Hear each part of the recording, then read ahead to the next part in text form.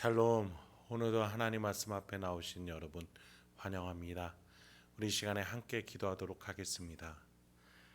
하나님, 오늘도 우리의 심령 가운데에 기쁨과 확신과 용기를 허락하여 주시옵소서.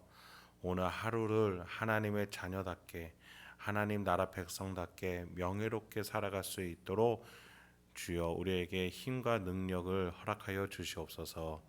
이 모든 말씀 예수님의 이름으로 기도했습니다. 아멘. 오늘 함께 살펴볼 말씀은 여호수아서 10장 16절에서 21절입니다. 여호수아서 10장 16절에서 21절 말씀을 함께 살펴보도록 하겠습니다. 어제에 이어서 가나안 남부 아모리 연합군과의 전투 내용이 계속 이어지고 있습니다. 하나님은 이스라엘에게 여러 가지의 삶의 방식을 알려주십니다. 여리고성 전투를 통해서 하나님이 전적으로 은혜를 베풀어 승리하는 삶이 있고요. 아이성 전투를 통해서 하나님이 주신 지혜를 가지고 내가 직접 이겨내는 삶을 배울 수도 있습니다. 아모리 연합군과의 전투에서는 하나님의 초자연적인 개입과 나의 실천이 어우러져서 승리하는 삶을 배우기도 합니다. 이스라엘은 이렇게 하나님과 함께하는 다양한 삶의 방식을 배워가면서 가나안 땅에서 하나님의 나라를 어떻게 세워갈 것인지를 알아가게 되는 것입니다. 이런 각양각색의 삶의 방식들의 공통점은 하나님에 대한 순종이라는 전제가 있습니다.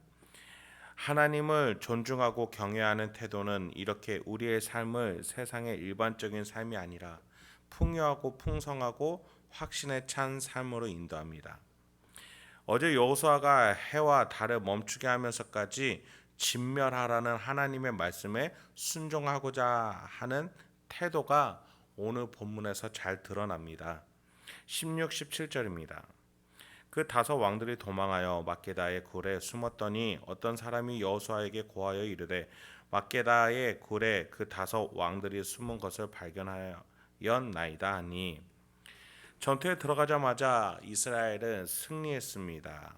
게다가 하나님이 하늘에서 내려주신 우박은 이스라엘이 적군을 죽인 수보다 더 많을 정도였습니다. 그렇게 승기를 거의 다 잡은 상황에서 이 전투를 종결시킬 수 있는 절호의 기회의 찬스가 왔습니다. 아모리 족속의 다섯 왕이 막혀 있는 그 굴에 들어가서 알아서 모여 있었던 것입니다. 이들을 잡아서 죽인다면은 전투는 이제 끝낼 수 있습니다. 이것이 보통 일반적인 전투의 양상이죠. 그러나 여호수아는 다른 선택을 하게 됩니다. 18, 19절입니다. 여호수아가 이르되 굴 어귀에 큰 돌을 굴려 막고 사람을 그 곁에 두어 그들을 지키게 하고 너희는 지체하지 말고 너희 대적의 뒤를 따라가 그 후군을 쳐서 그들이 자기들의 성읍에 들어가지 못하게 하라. 너희 하나님 여호와께서 그들을 너희 손에 넘겨주셨느니라 하고, 하나님이 가나안 땅에서 심판자 이스라엘이라는 정체성을 주실 때 실천할 것으로 여호와께 범죄하지 않기 위하여 가나안 6 족속을 진멸하라는 것이었습니다. 죄의 문제에 대해서 단호하고 또 명확하고 확실하게 하기 위한 명령이었다는 것이죠. 여호수아는 이 말씀에 최선을 다해 순종하고자 다섯 왕을 잡는 것보다 아모리 연합군의 후군을 쳐서 그들을 확실히 진멸하게끔 먼저 움직였던 것입니다. 일반적인 인간의 전투의 양상이 아니라 하나님의 명령, 심판자로서 여호수아는 움직이고 있는 겁니다. 하나님이 심판하라고 주신 명령, 그들을 너희 손에 넘겨주셨느니라 라고 말하며 그 명령에 다 같이 이스라엘군이 순종할 것을 말한 것이죠. 어찌 보면 어제 본문에서 살펴본 해와 달을 멈춘 능력은 이렇게 하나님의 말씀에 순종하고자 하는 그의 태도에서 나온 것 아니겠습니까? 이런 그의 믿음과 순종에 대한 태도를 마음을 꿰뚫어 보시는 여호와 하나님께서 여호수아가 순종하는 데 필요한 모든 것을 허락하신 것 아니겠습니까? 그래서 예수님은 우리에게 이런 가르침을 주시기도 하셨습니다. 마태복음 6장 33절입니다. 그런즉 너희는 먼저 그의 나라와 그의 의를 구하라. 그리하면 이 모든 것을 너희에게 더하시리라. 그렇습니다. 우리 주님께서는 하나님의 나라와 하나님의 의, 하나님의 뜻과 방향을 먼저 구한다면 그 길을 살아내기 위해서 필요한 모든 것들을 주실 수 있는 분임을 우리는 약속받았습니다. 우리가 먹고 입고 자는 문제뿐만이 아니라 하나님께서는 하나님의 길을 위해 뛰어드는 자가 필요한 모든 지혜와 능력을 주시는 분이십니다. 하나님의 나라를 위해 살아갈 수 있다는 이 자격, 이 명예로운 자리가 허락된 것이 얼마나 감사한지 모르겠습니다.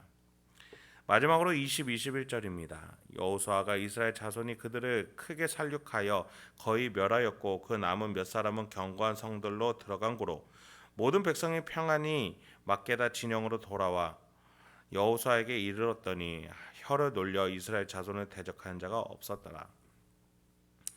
사람이 하는 일인지라 완벽할 수가 없죠. 도망한 몇몇 사람들은 견고한 성으로 들어가게 됐습니다.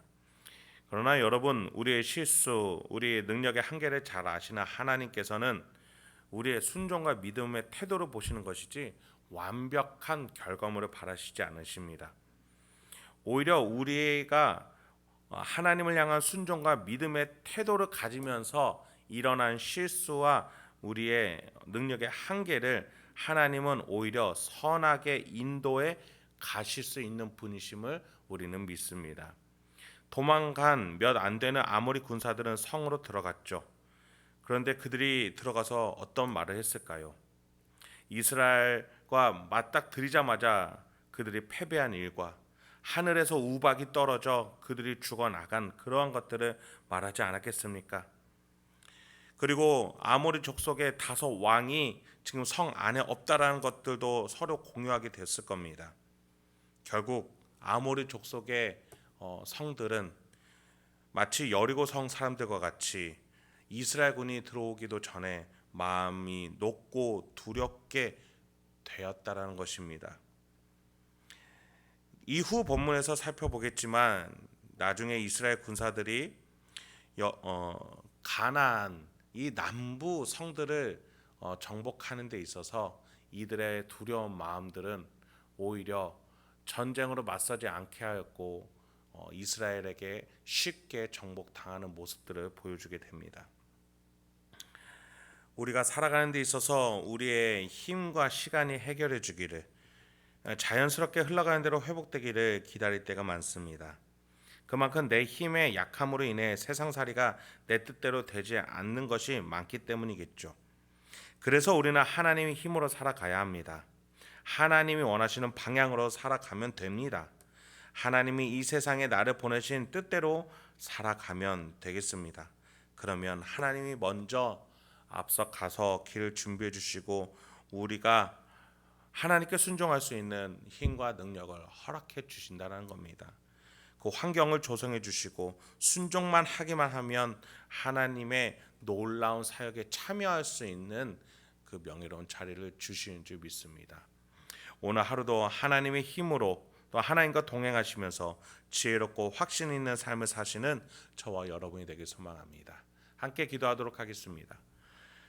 하나님, 오늘도 우리에게 귀한 하나님의 말씀을 허락해 주시니 감사합니다. 오늘 이 말씀을 통해서 기억할 것들을 기억하게 하여 주시고 깨달을 수 있을 것들을 깨닫게 하여 주시옵소서. 여호수아가 또 이스라엘이 하나님의 말씀을 순종하기 위해서 최선을 다했던 것, 그러면서도 최선을 다하지만 육신의 한계로 실수가 있고 또 미비한 것들이 있을 수 있음을 고백합니다. 그러나 그것까지도 선하게 사용하시는, 정말 우리의 인생을 통해서 선을 또 아름다운 모습을 만들어 가시는 그 하나님을 찬양합니다. 주여, 이 말씀을 듣고 있는 우리 행복한 교회 성도님들의 인생 가운데도 역사하여 주시옵소서. 인생 가운데에 하나님의 능력, 정말 하나님의 힘을 기다리고 고대합니다. 우리의 힘으로는 이뤄낼 수 없고 완벽하게 만들어낼 수 없습니다. 주여, 주님을 따라가며 주님을 의지하며 나아가오니 우리의 인생을 아름답게 만들어가 주시옵소서. 승리케 하여 주시옵소서. 이 모든 말씀 예수님의 이름으로 기도했습니다. 아멘.